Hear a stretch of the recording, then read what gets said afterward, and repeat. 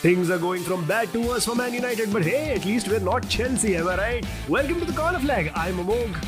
And I'm Aakarsh.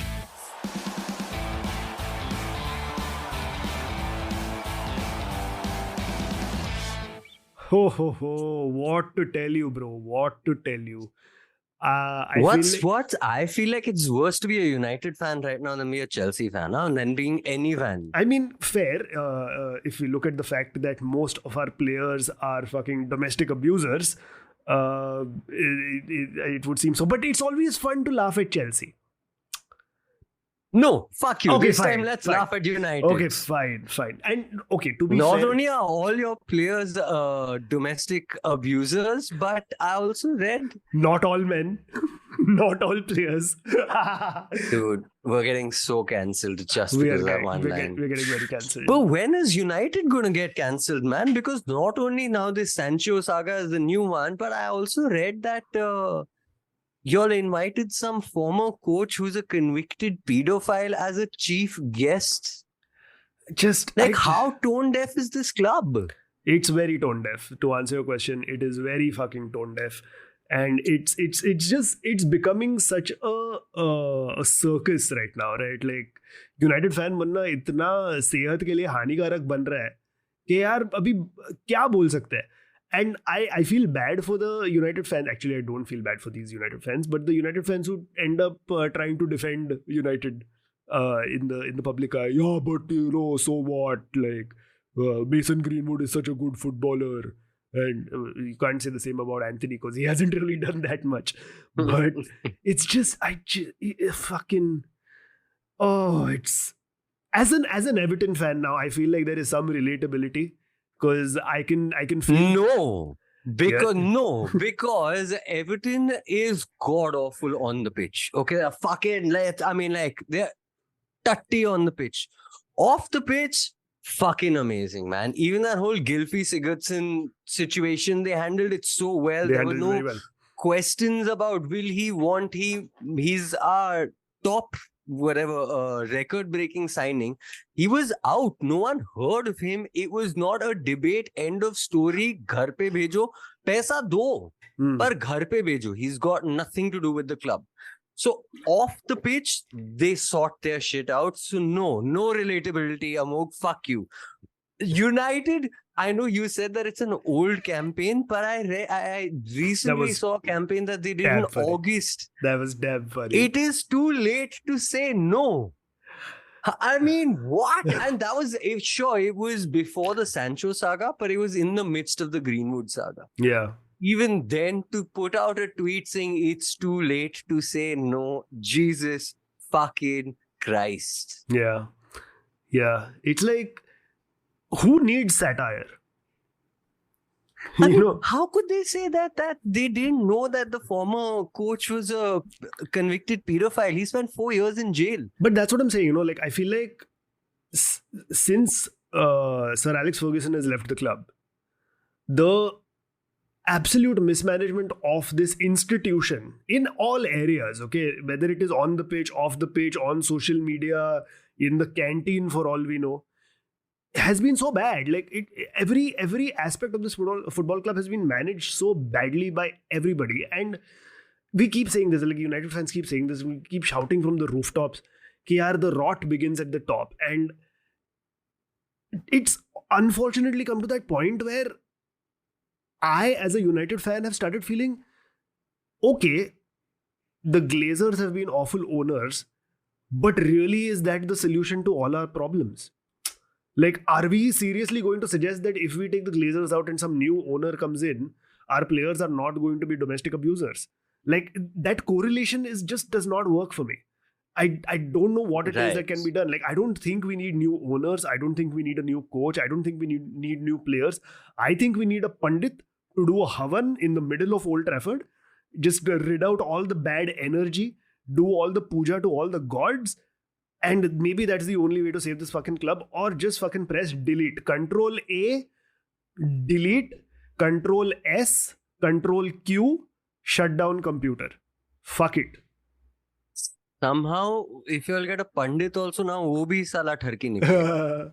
That's true. But Knowing okay. United. Okay, so let's talk You all about will get Asaram Bapu or something like that. yeah, knowing United, that is, oh, but we didn't know he was convicted of rape in a different country. Read the fucking newspaper, you choots. But Wikipedia page एक बार देख लो. Newspaper नहीं पढ़ना तो Wikipedia तो पढ़ लो. हाँ. But let's talk about all of these serious issues in a little bit of detail. Firstly, of course, is the Greenwood saga. Just a quick update on that is that he has now been sent on loan to Getafe in the Spanish league, which again is ironic in a very, very different way, because Getafe and the president of Getafe was one of the first and only presidents in the Spanish league who came out in support of Hermoso and the women's Spanish team against their campaign against Luis Rubiales and Jorge Vilda. For their derogatory comments and their indescribable behavior against the women of that team. So for a team to have shown this much support for a cause, to then be like, yeah, you know what? Whatever happened with Greenwood is in the past. He has all the charges have been dropped for whatever reason, so he has a clean slate and he's a good footballer and he can add to this, is just a very bad look on that club. Awful. And they're going out of their way to promote Mason Greenwood. I mean, they started a Getafe US or Getafe English Twitter handle. And like the PR machinery behind Mason Greenwood and his move, be it Fabrizio Romano, be it Getafe, it's just nauseating, man. Yeah. People should be ashamed that they've signed him. Yeah. In fact, all the women's groups of Getafe have said that you should cancel this decision right away, but they're making him some sort of hero. Yeah. I think that's ridiculous, but I have to say that the jokes that came out from that transfer saying, oh, it's not going to be the first time that Mason has heard, Getafe.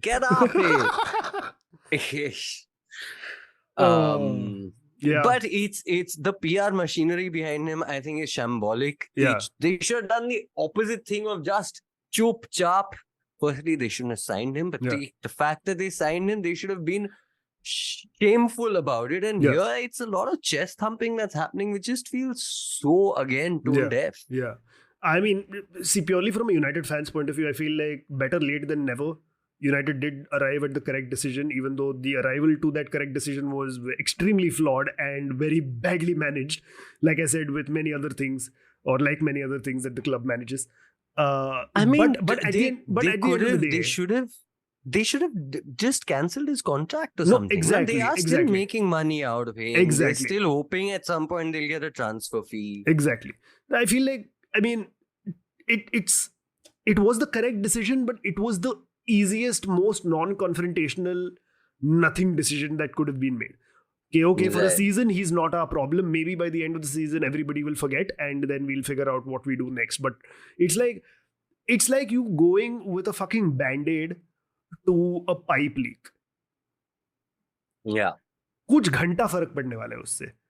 And it's just fucking, it's just mad. And I know that a few episodes ago I said, if we as United fans feel like Greenwood deserves a second chance, cool, maybe he deserves a second chance, but not at this club, the club that at least I support.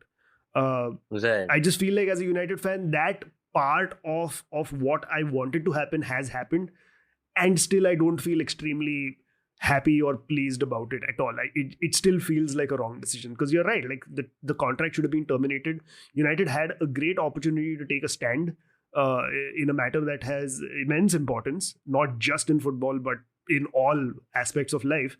And it's just disappointing, and it's sad that when presented with this opportunity, and nobody likes to be presented with such an opportunity, but when you are presented with something like this, it's just extremely sad and disappointing that the club did not take the right decision, and the decision they took was kind of right and also very delayed. It just makes me feel very icky, and like I'm losing my love for this club. I've gotten to that point over the years where I don't consider myself a die-hard supporter anymore. मतलब पसंद है, but if I miss a few matches, fuck it, who cares? If they don't do well, fuck it, who cares? Like I don't let my mental health or my happiness depend on the ups and downs of this club anymore. And I feel like in a way, it's a good thing because fuck, we are playing badly. Like, and forget playing badly. Let's talk about the other issue. Antony. If Greenwood wasn't enough, now Antony has been accused of domestic violence as well. And I remember when the first instance came out, I told you guys that apparently the claim is likely to be false because the date that the victim had mentioned was a date when Antony was in Manchester in the United squad preparing for a game. So it would have been impossible for him to actually be in Brazil at the time committing the crime that he was alleged to have committed. But since then, 2 other women have come out and said that, he has been violent to them. And when that happens, you really have to look back and think about it. Because I know everybody and their fathers and their brothers or whoever else, their friends will say that, oh, but it's not been proved in court, so it can be fake. I don't know how simply I can put it. Please start believing victims. Like, there are way too many genuine victims. I'm not saying that there aren't women who pile on fake cases. I'm sure there are. But the staggering difference between the number of genuine victims and the number of women who are trying to chase a payday with a fake case are miles different. And just those statistics should let you, as a decent human being, incline yourself to believe the victim. And when there's more than one, there is definitely something to think about there. Absolutely. And I think what also is happening, and I'm sure Antony won't be the last one, because since there are so many of these cases coming out, I'm sure it's inspiring a lot of victims who have been abused to come out and have the courage to speak out against their abusers. Yeah. And I'm sure this won't be the last. I'm sure there'll be many more. Unfortunately. And I feel like you said you're falling out of love with Manchester United. It's ironic that I'm saying this on a football podcast, but I feel like to an extent I'm also falling out of love with the game because it's happening everywhere. Yeah. I mean, even we spoke about the Rubiales issue, and I'm guessing we'll bring it up again because there has been an update there as well. But it's just everywhere. It's shambolic behavior by men. Yeah. And everywhere there's not only, I mean, forget being apologetic or termination of contracts. It's almost a fuck you, so what? Yeah. Like we have seen with the Rubiales situation. Antony's come out and given a speech saying, oh, I'll reveal WhatsApp images. It just feels like, I mean, obviously it is a slightly male toxic testosterone heavy sport because that's what sport does to you. Yeah. But I think all the skeletons are now crawling out of the closet, and the toxicity that the game breeds, I think, is out on display a lot more. And it's just, it makes me cringe, man, suddenly. Yeah. But just to go back to the Antony issue, so multiple victims have since come out. What Man United have done with this situation has been, again, weirdly handled. Because the first statement that they put out was, we acknowledge the claims against Antony, and we wait for the police to conduct their investigation or something to that effect, which was just a nothing statement. Like it didn't even have to be a statement because there was nothing stated in there. Like the fuck, like it was just basically lip service just to be like, oh yeah, we know, cool. This is just something to keep you guys busy till we figure out what the fuck we're actually going to do. And soon after, I think it was a day after something where it was announced, and this was after Antony was dropped from the Brazilian national squad. It was announced by Man United that he would be taking a leave of absence from the club. So it was basically they said that players who were not involved with their international teams are due to come back to training on Monday, which is today when we are recording. But Antony would not be in those in the group of those players because he's going to take an extended leave of absence from the club. Now, the wording of that is very interesting because a leave of absence means nothing. You haven't said that you, like with Mason Greenwood, it was immediately said that he was suspended from the first team. and he was not going to be Right. training with the team. Which at the time, if you look back at it, seems like a fantastic response from a club that has historically never had fantastic responses to events like these.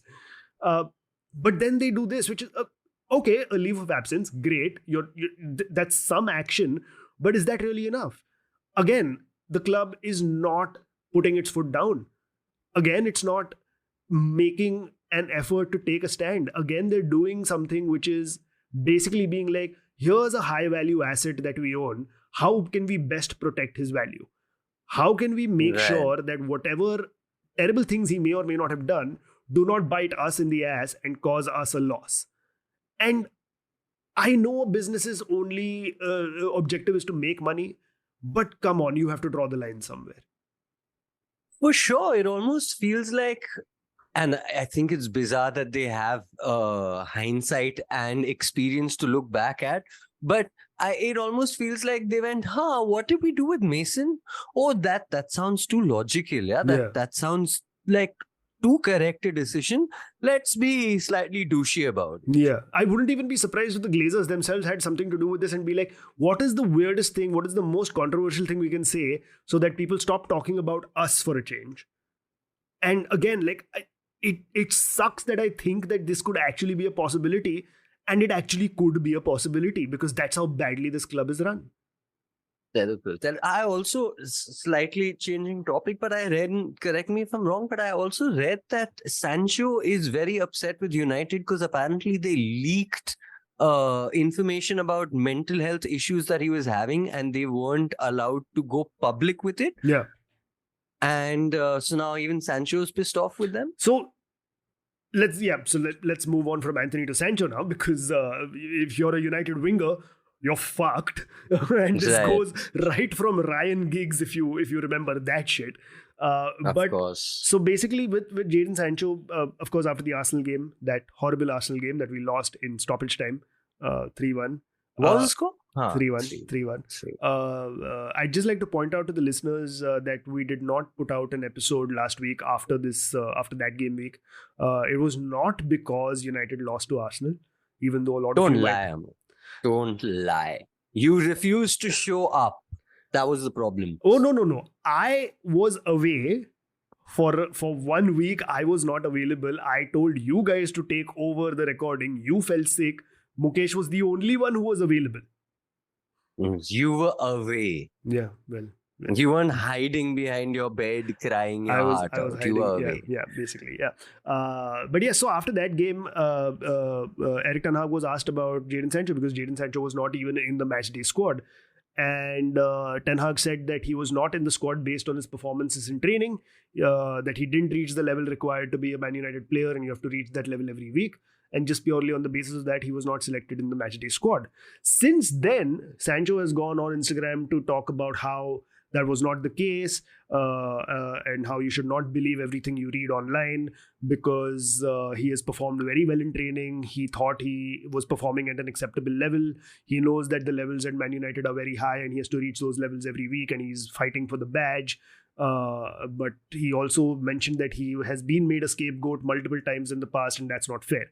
So very clearly there's a public feud happening now between the manager and the player, which again is really disappointing to see, because at the end of last season, you really thought that Ten Hag had this dressing room sorted. He was sorting out all the issues, all the distractions were taken care of, and now just 3 distractions back to back, and we're not even like 5 games into the season, and I have no idea how that's going to affect.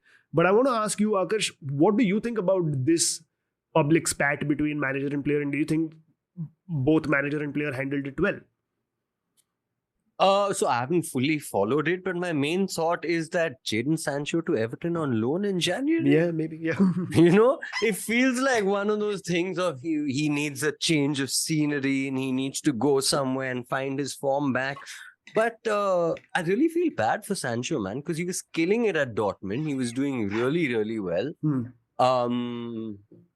I can't remember the last time United bought a young player with potential and it paid off. Yeah. United seems like the theatre of nightmares right now, and has for a while now. Absolutely. But to go back to your point, He was killing it at Dortmund, but there have been reports from his time at Dortmund where he was very, very regularly late for training.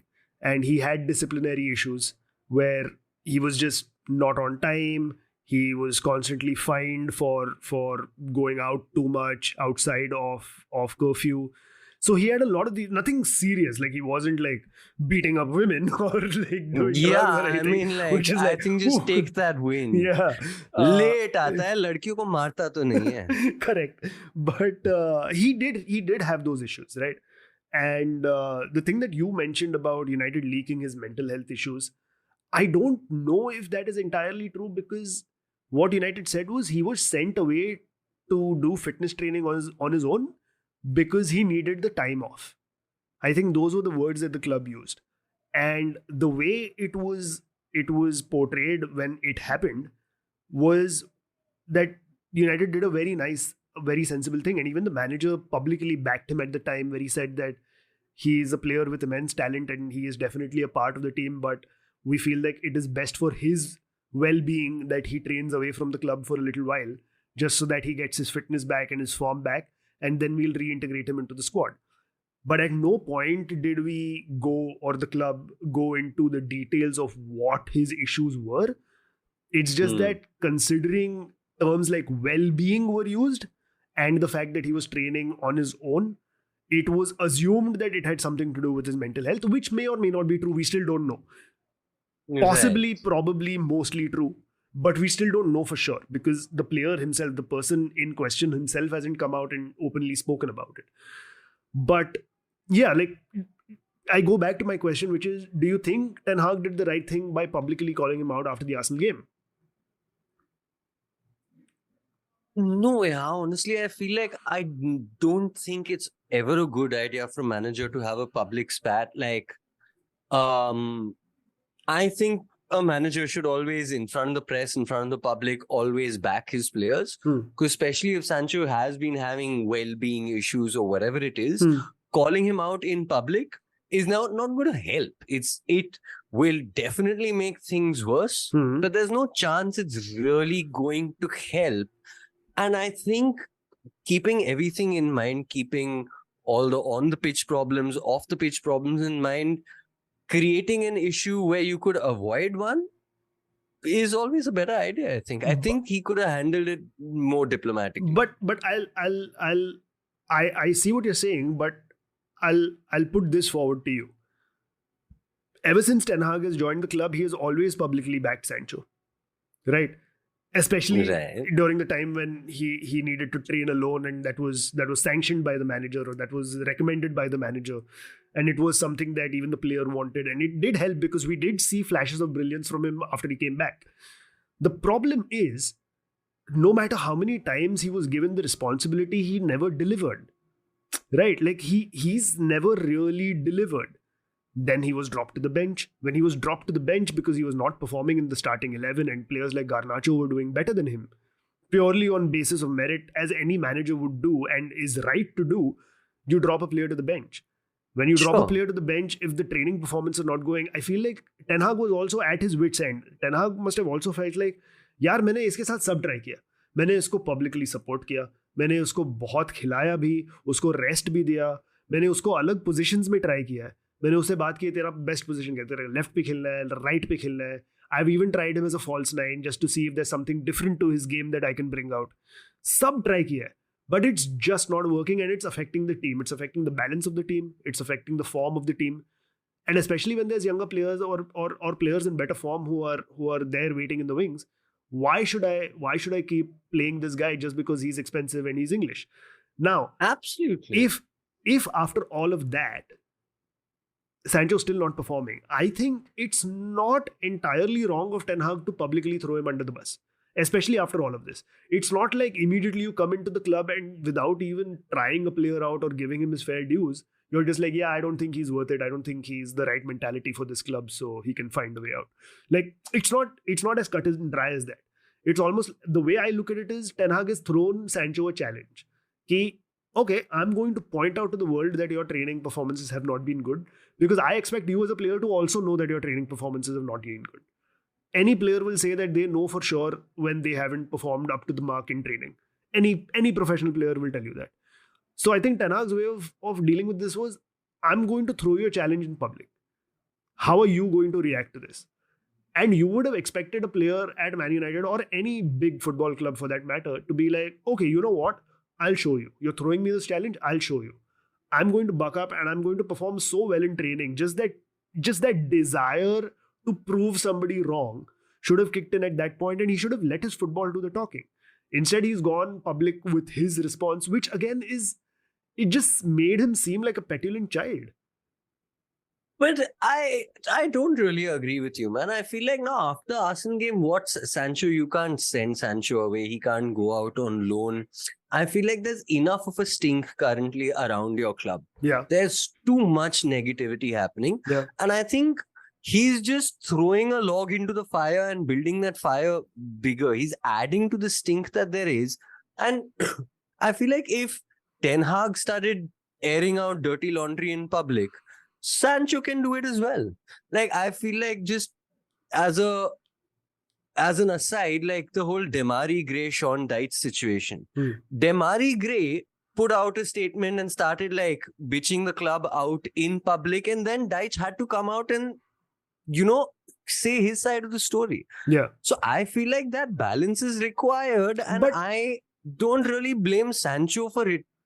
Retaliating. I feel like, considering there's so much dirty laundry already out in public, there was no reason to add to the negativity, and it's one more negative thing that we're talking about. No, right? correct, absolutely. But I still feel like in matters like this, the manager still takes precedence over the player, right? Like in an ideal scenario, your players work for the manager, right? Like they have no business going out and talking about the internal workings of a club, even though they feel like they've been wronged. This is not like, oh, I'm docking your pay for no good reason. If the manager is saying something, there has to be a reason for it. And I side with the manager, because what other reason would Ten Hag have to publicly call out Jadon Sancho if he was actually not playing well? Like if his training performances were up to the mark. Right.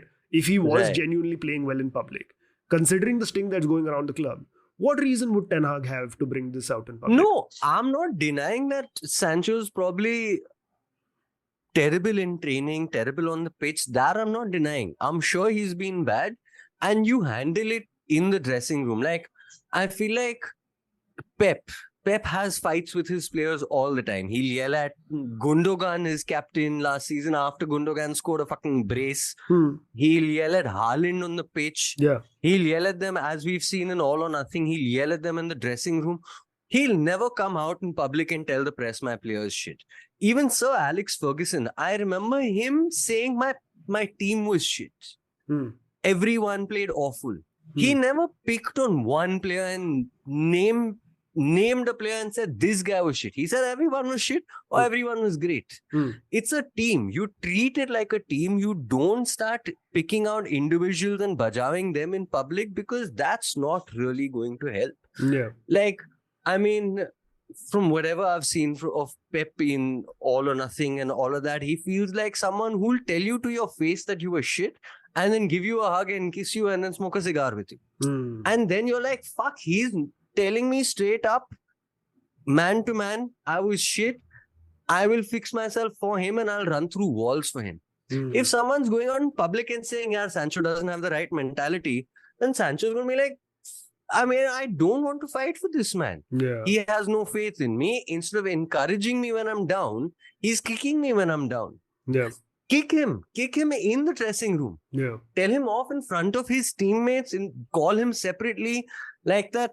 I feel like a turning point for Dele Alli was that Jose Mourinho interview where he put him down and said, you're lazy in training, you know up to no good. And then that was on a documentary that the entire world saw. Yeah. And then since then, Ali's not been the same. And he's come out and said he's had addiction issues. He's come out and said that He has mental health issues. He's been depressed. But of course, if someone's going to, in public, say that he doesn't have the right mentality to be at Manchester United, that's going to kill you, man. Yeah, right. And it's not easy to come back from that, I'm sure. Absolutely. I mean, it's just the worst possible thing to be happening right now. I'm just glad that he's just playing badly and he's not beating women like we said earlier. So, the small victories that we have to deal with. Just to end the first half on a Man United note, another piece of bizarre mismanagement by the club, all right? I don't think a lot of people know this, but I read this on goal.com, which is hilarious. So Rasmus Højlund signed from Atalanta for 72 million. Right. Young forward, supposed to be the new striker of the club, wearing number 11. But United were unable to sell his jerseys for a month after his signing was announced. Because of something in the name? Because they didn't have an umlaut or something They like that? didn't have the struck out O, which is in his name. They didn't have that in stock. So for And a it took month, them how long? a month. It took them a month to get it in stock. Jeez. And then they announced it that, oh yes, they're in stock, so you can buy it now. Is that why he's not been playing as well? Because he doesn't have a kit with his name on the back of it? I mean, he's made one appearance. It's not like he's not been playing well. He was injured when he came in. Then he was back to full fitness. He came off the bench against Arsenal. He had a decent cameo. Somewhat dubious penalty shout. Could have been a penalty, could not have been given. It's up to everybody else to decide. But yeah, so I mean, now that his shirt and is back in stock, hopefully his form also goes up and we start seeing him do a lot better. Right, on that note, let's take a quick break. On the other side, we'll talk about some other random happenings in the world of football, much like how Hansi Flick has been sacked as manager of Germany after his terrible loss to Japan. We'll talk about how Kaoru Mitoma and Jude Bellingham are supposedly fans of Taylor Swift and how that is deciding the Golden Boy contest. It's crazy. Plus, we'll also be playing a brand new game. So see you on the other side. It's intern John. Football is back, and this Commander season, there are huge prizes to be won at Safeway. Enter Safeway's Huddle Up and Win sweepstakes. You could win up to $10,000 cash or autographed Commander's merchandise. All you have to do is shop the participating items throughout the store and enter your codes from your receipt at SafewayHuddleUpAndWin.com. Safeway makes sure Commanders fans have all their game day needs to tailgate or host like a pro. Stop in and discover why football is better at Safeway, the official supermarket of the Washington Commanders. Welcome back to the Corner Flag, everybody. And we do not begin the second half with some questions because we're going to begin the second half with something very, very interesting. We'd like to shout out to Joe Halliday, who's a regular listener of the podcast all the way from Australia. Joe was kind enough to get in touch with us and introduce us to a game that he's created, which is a web-based game. And we thought we'd just play it because Aakarsh, I, and even Mukesh and Prashant, even though they're not available today, we've all been playing this and we've all gotten really addicted to this game because it's the perfect game for football nerds, right, Aakarsh? Yeah, it's great, and it can be so annoying because you're like, I know it can be annoying, but it's really exciting. Yeah, it's like Wordle level of fun, yeah, but with football. Exactly. And I don't think if there can be a better endorsement than that. I kid you not, try it out. You will not stop playing it for a very, very long time. The game is called Initial Shootout, and you can find the game on initialshootout.com. We'll be posting the link in our show notes and on our YouTube videos as well as our socials, so you can easily access the game. But I'll just give you guys a quick overview of what this game does. Initial Shootout it's a very simple game. It's for football nerds. The only thing that you need to master this game is an extensive knowledge of football players from around the world, right? And as the name suggests, it's called Initial Shootout. So the game will give you the initials of a player and you just have to guess that player. Now, of course, there are different game modes in this. There's a daily challenge where every day there's a new player that comes up and you have to guess the player in the shortest amount of time as possible. You can then challenge your friends using a quick fire challenge, and you can kind of go head to head with them. There's a classic version, which is just a random player that comes up and you can quick fire challenge your friends with that as well. and there is an 11-a-side challenge. So Which is my personal favorite. yeah, which is just so much fun because you have to figure out a formation, and then it randomly generates initials for every position, and you have to select a correct player that corresponds with that position. So you can't put an Erling Haaland at left back. That doesn't work. So you have to think of a different left back with the initials EH to make that happen. So it's a lot of fun. What we're going to do right now, Aakarsh, is we're going to play a couple of the game modes against each other. So I'm going to play a daily challenge first because it is a daily challenge. So we should do that first.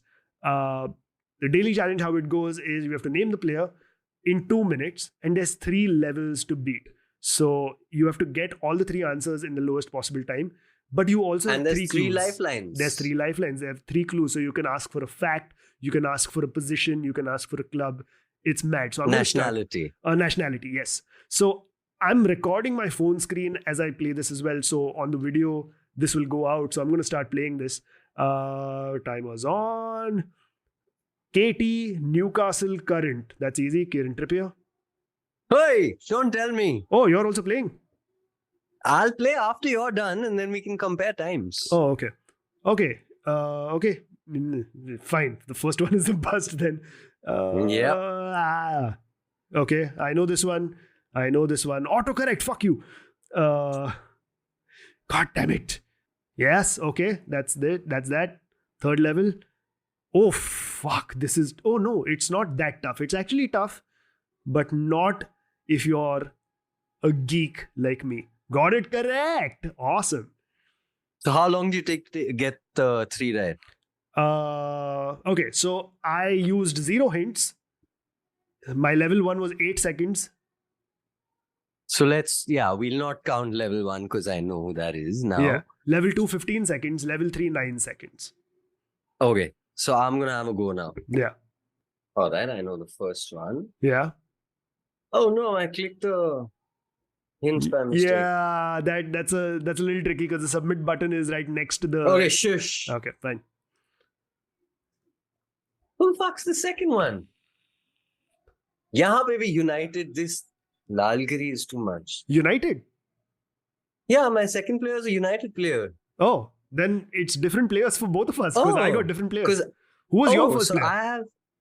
Trippier was my first player, but the second one is DB, plays for Man United between 2008 and 2012.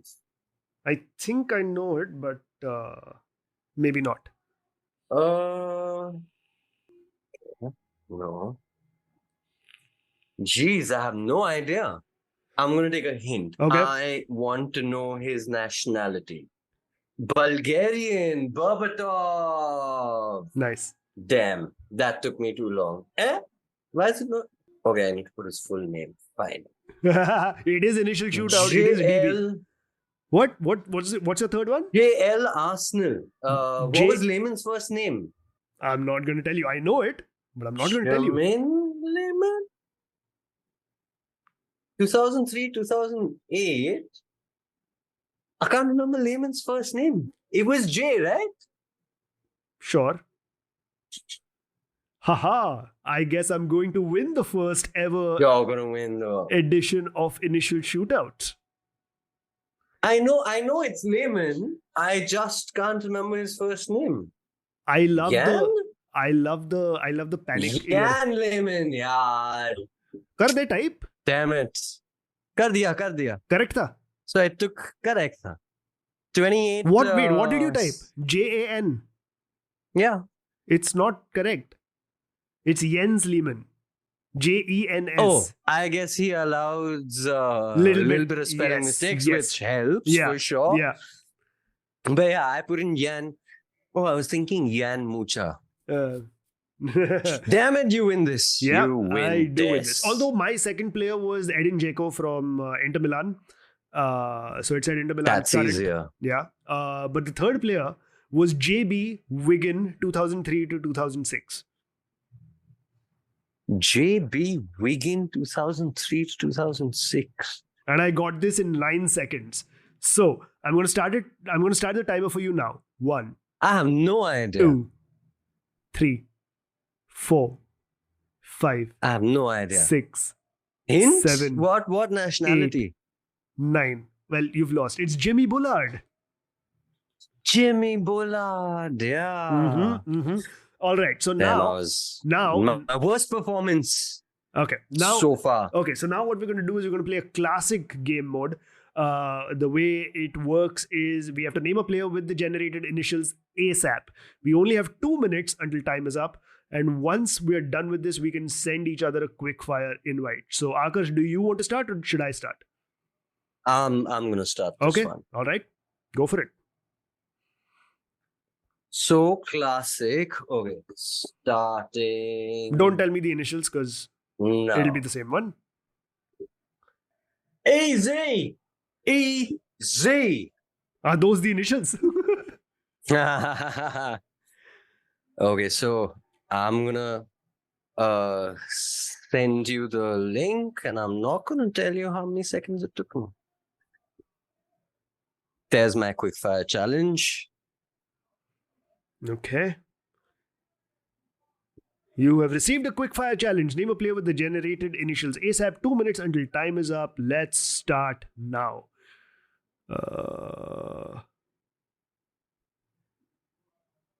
All right. I got it in 3 seconds. How much? Damn it! Took me 4. It took It you took me 4 seconds. 4 Yes. I mean, seconds. my screen is Who'd recording. you go so for though? you went for Robin Van Persie. Right. I went for Ramon Vega. Shorter name? Shorter name. I lost the 1 second in just typing. But so now this is what I wanted to talk to you about. And I spoke to Joe before we started recording as well. We were talking about how the game works and just having a general chat. And Joe and I played a quickfire challenge as well, which again I won. So, undisputed champion of initial shootout right here. But Sure. we really geeked out together about how this game works is because, like you said, like over here, you don't have to guess the same player. You can guess any player with the same initials. But Right. it's just the first player that comes to your mind, right? And the Right. quickfire challenge I played with Joe was GB. And I think he typed Gabriel Batistuta or something like that. I went for Gordon Banks.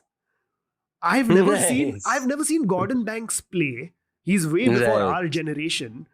I have no Right. connection with this player, but for some reason, subconsciously, in the back of my mind, this name was floating about and it just came to me. And it's amazing how this game just brings out that aspect of your football knowledge out. Because even Yeah. Ramon Vega, I don't remember the last time I thought of Ramon Vega. But I saw those Right. initials and I was like, oh, okay, yeah, this makes sense. And it works. And I win. So there we go. That's initial shootout. And that was a lot of fun. Wasn't that, Aakarsh? It was a lot of fun, but I lost. So, Yeah. I mean, I think it was more fun for you. 3 seconds? 3 seconds, dude. Just Robin Van Persie. It took me 4 seconds just to type that. 3 seconds. I'm very fast, if you know what I mean. Somewhere Probably- Nicole's crying in the back. Yeah, probably not a good thing to put out on a podcast that people are listening to. But yes, there we go. Once again, that's Initial Shootout. The game is called Initial Shootout. You can play the game yourselves on initialshootout.com. Do check it out. It's a lot of fun. Let us know in the comments on many of our videos what you thought of the game. We'll tag Joe and his social media handles in the post as well, so you can reach out directly to him as well. He's a lovely fella. And thank you, Joe, for making a game for us football nerds. Absolutely. Thank you so much. It's a lot of fun to play this game. And we're going to keep playing this very, very regularly because it's just way too much fun. So shout out to Joe. Shout out to Initial Shootout. Go to initialshootout.com and do play the game. Right. And send us quickfire invites. Yeah, send us Because maybe quickfire invites. maybe I'll beat someone else. Yeah. I don't know. You'll probably beat Can try. Mukesh. You'll beat Prashant.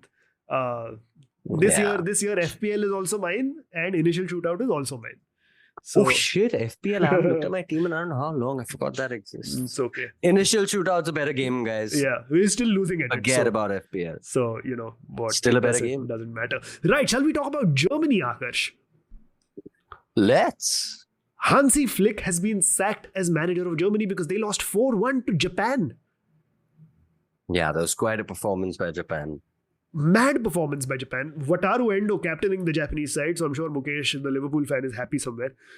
Yeah. But Do you think this is all on Hansi Flick's shoulders? It has honestly felt like, how long has Hansi Flick been German coach For now? a while, no, now. I mean, I don't know exactly, but he's Yeah. been there for a while. He's been there for a while, and I feel Two- like two major that international cycle's tournaments. over. Yeah, I feel like that cycle's over. I feel like they had a good run under him for a bit, Yeah. but they need some change, some new inspiration. It feels like basi material ho gaya. Correct. And it also, I saw the highlights of the Germany-Japan game. It also felt to an extent like the German players had given up on him. Yeah. They didn't really look like they were fighting for the ball, fighting for every 50-50. It just felt like a lethargic performance overall. Yeah, but I read somewhere on Twitter. I forget which journalist this was, but somebody pointed out a very, very interesting thing, which is that the problem with Germany is not just the coach. The problem with Germany is that the squad in general has deteriorated so much, and that has not been addressed by the German FA, because they are depending on players like Niklas Süle and Antonio Rudiger, who are again not at their peak at the moment compared to some of the other centre halves, for example, in the world. Right.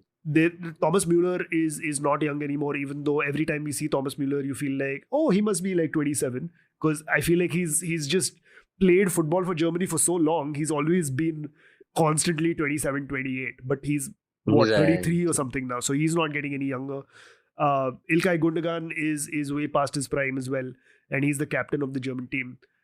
Toni Kroos is past his prime. Mario Götze is past his prime. Marco Reus is past his prime. Kai Havertz and Timo Werner, well, the less said about them, the better. Because I go back to Arsenal versus Man United. The one shining moment of banter that United fans got was Kai Havertz's ridiculous miss from 6 yards out, where he completely missed the ball. So I feel like these issues have just not been addressed by the German team. I saw this hilarious video, reel TikTok type thing after this Germany-Japan game. And it was saying it said something on the lines of, I'm paraphrasing, but it said something on the lines of the players on the pitch. Yeah. And it had Japanese players, like he would have one Japanese player show up. Yeah. And then Goku from Dragon Ball Z. And then one Japanese player show up, and then, what was that anime? There was that football anime that used to do well. So Japanese players were all of that, and then they went to German players, and they showed Antonio Rudiger, and Antonio Rudiger ka lookalike. Mario Götze, and then Mario Götze ka lookalike. Kai Havertz, and then Kai Havertz. And it was just hilarious. Like everyone, they were like, oh, this is Rudiger on AliExpress, but Kai Havertz, they used the same photo, just zoomed in slightly, and it was Kai Havertz being Kai Havertz. Yeah.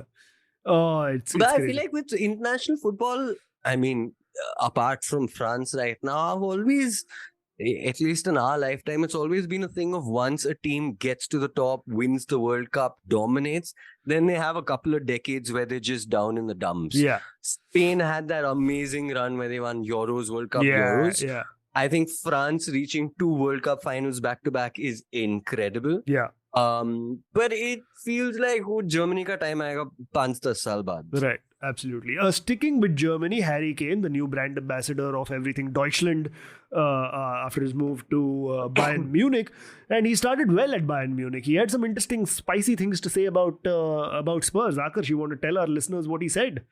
Yeah, I don't have the exact quotes ahead, but in the international break when he was at Germany, when he was just left Germany and met up with the England squad, obviously they interviews him because he's the captain, and they asked him what he feels about leaving Tottenham, and it was the first time he was out in public in front of the English media.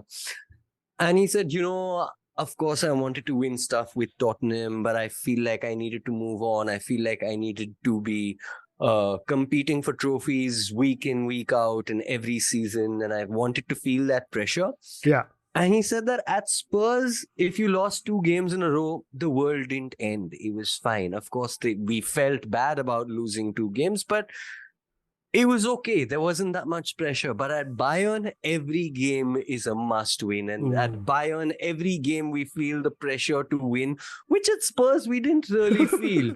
And that speaks volumes about Spurs. I mean, this man has been Mr. Tottenham Hotspur for the last over a decade now and has carried the club. Yeah. But to say, we used to lose and it was fine, it's ridiculous. Speaks volumes about the mentality of that club. You know, there's that legendary quote by Sir Alex Ferguson where before a match against Tottenham or at halftime in a match against Tottenham when Tottenham were leading, Ferguson just went into the dressing room at halftime and just looked at his players and said, lads, it's Tottenham. And then United scored like 3 goals in the second half and won 5-2 or something like that.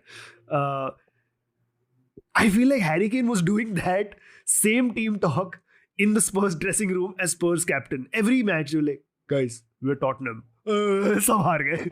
That is just, it's ridiculous that, like, as you said, Mr. Tottenham Hotspur is saying this about his old club. It's absolutely pathetic and hilarious to watch. But Spurs are playing well. Sure.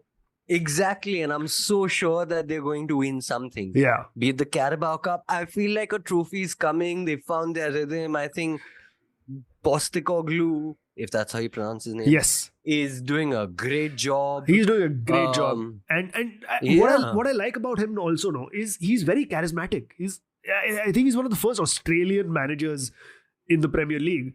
And he brings that Aussie humor into his post-match and pre-match conferences, you know. There was a time when I think Gary Neville had said something about Postecoglou's tactics being very, very similar to Pep Guardiola's tactics. And then Postecoglou was called into the Sky Sports room and he was like, oh, how's it going? And, you know, your team's playing really well. And he just started with, oh, I'm just copying Pep, mate. So he's got a very nice vibe about him. I think the way he's dealing with his players also is very, very nice.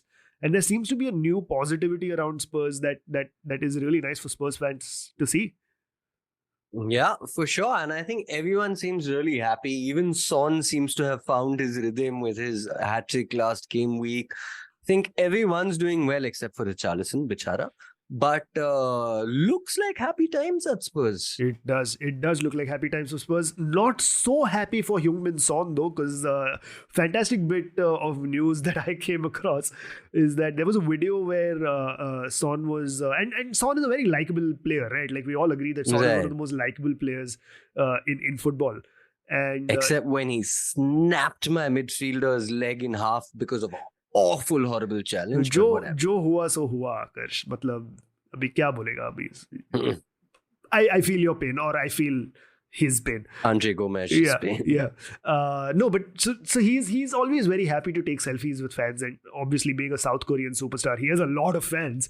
But there was a video that went viral recently where a fan was holding an iPhone and Son wasn't able to hold the iPhone and take the selfie for the fan. He had to like stay away and keep his hands to himself. And there's a reason why he's unable to do that, because he has a contract with Samsung. So he can't. So he can't hold iPhones in public, which is it's just such a nice thing to happen to a nice man. Like it's such a nice problem to have. It's adorable. Yeah. It is absolutely adorable. But it must be so stressful because every time he has to take a selfie, he's like, wait, what phone? No, you'll click, I won't click. Oh, Samsung, give. Yeah. Samsung, he'll click. He won't just click a selfie. He'll click an entire video. Hey guys, it's Heung-min Son. I'm shooting this on a Samsung Galaxy. It's available for 40,000 rupees at your nearest store. It's got a 50 megapixel camera. The fan is like, "Bhusadi ke picture lega ki nahi?" Like,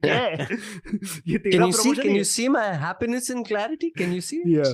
I also want to know what the thing is like now, because Son's celebration is the TV screen that he does, right? Right. Now.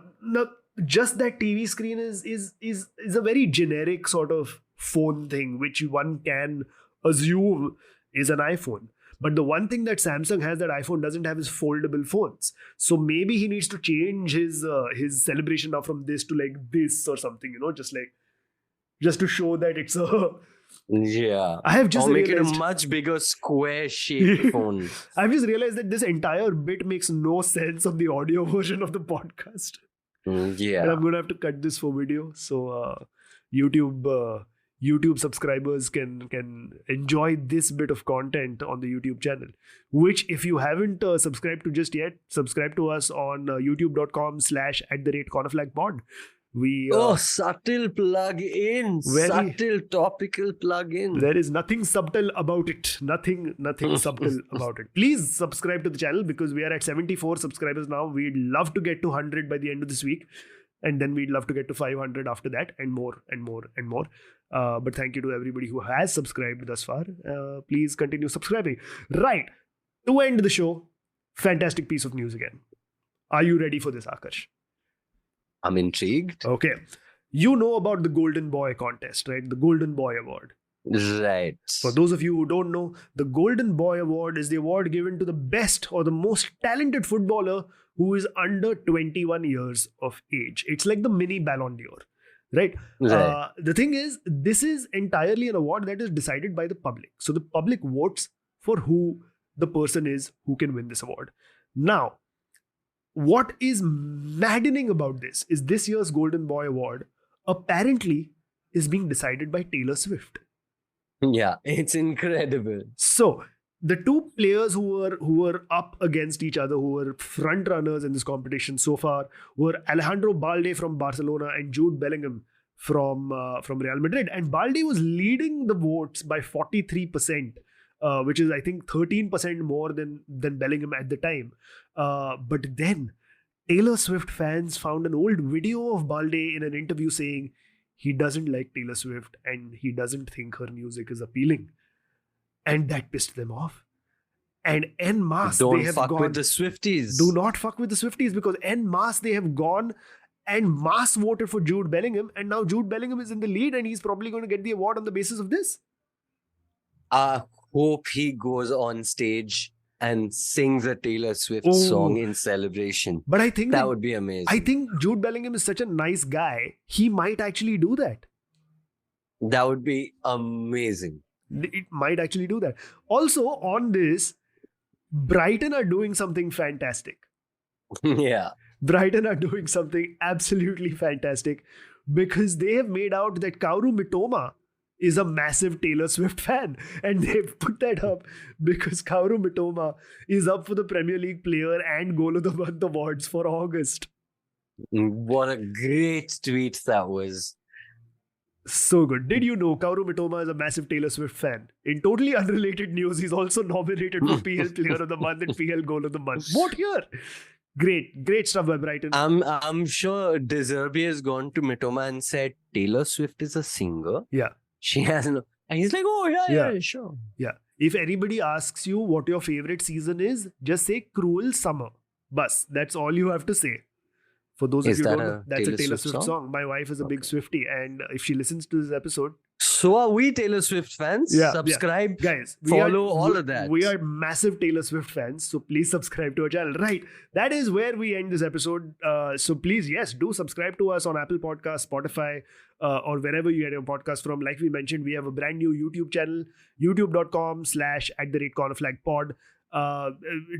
Subscribe to us on Instagram and Twitter as well @cornerflagpod. You can reach Aakarsh on his social media at, Aakarsh Chandan. and you can find me on Twitter and Instagram @Amogh and Aakarsh. Shout out to That's Keza. because his name is Taylor Swiftie. I am Taylor Swiftie. I am the original Taylor Swift fan. Shout out to Keza. and that is exactly why Amogh is very quick, as he said earlier, because Yes. he is swift. He's very swift. Shout out to Kezat Garda for composing our theme tune. And until next week, it's goodbye from us. So say bye, Aakarsh. Bye. And it's bye from me.